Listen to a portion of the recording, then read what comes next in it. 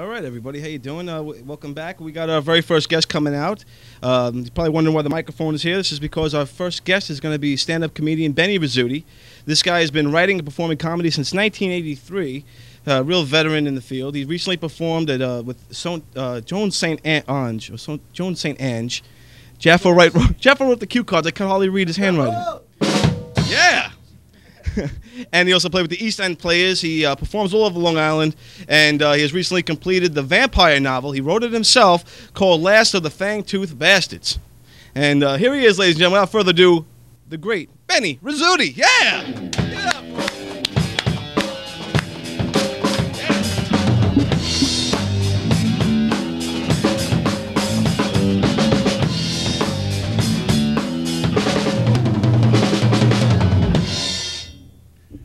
Yeah, it's great to be here, ladies and gentlemen. Boy, it's great. I'll tell you, I didn't think I could make it, though. I can't win. I had to make this emergency run to Brooklyn to pick up my uncles who were in the Sicilian parade.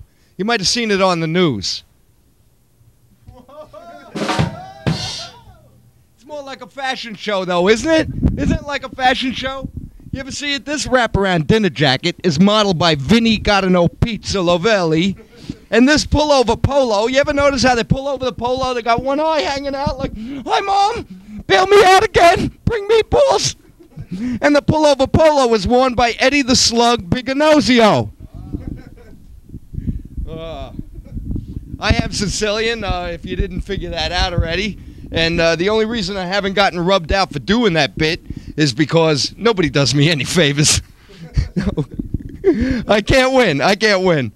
I'm in Brooklyn. I say to my uncle, "How do I get home from here? Because I have a bad sense of direction."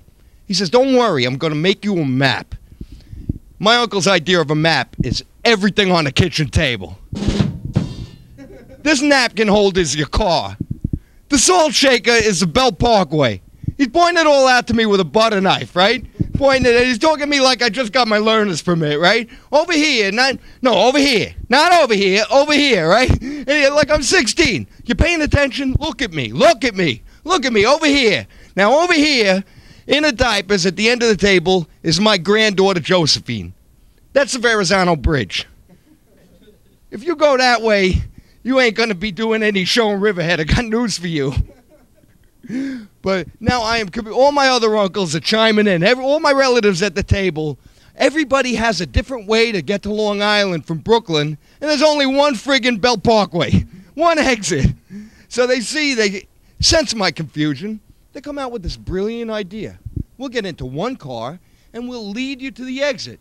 So they lead me to the exit. They're beeping and waving. I'm beeping and waving because they're in my car. You can't fit 6 Italians in a Fiat. When are they going to learn? I can't win. I can't, but I'm very family-oriented. And my wife and I, we've been married for 8 years now.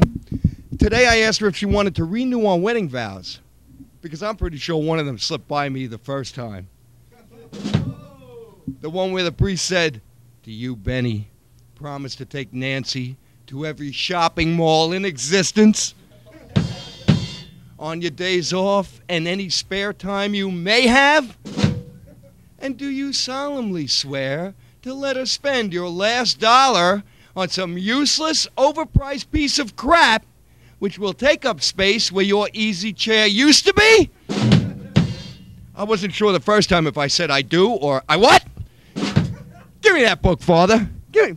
This is handwritten, buddy. My wife snuck this in. Here, take mine. You'll like it better. It's got a centerfold and a sports section. What else does a man want? I can't win, though. I can't. We have a 6-year-old now, and I got married a little later in life, so my son was born when I was 38. And they say that if you have kids as you get older, you stay young if you want to drop dead at 50. But he's a wonderful kid, though. He is, but brilliant. But he's turning into a Star Wars geek. I don't mind the Pokemon. Pokemon's all right, because any movie that can hypnotize a kid for 2 hours, you want that movie. But Star Wars, what is it? 25 years, and people still think it's great. Personally, I thought the first trilogy was stupid. I hated the first trilogy. I got to tell you. 3 movies, and they never explained how a virgin princess got the name Leia. If I directed those movies, she would have been given a little nookie to the Wookiee.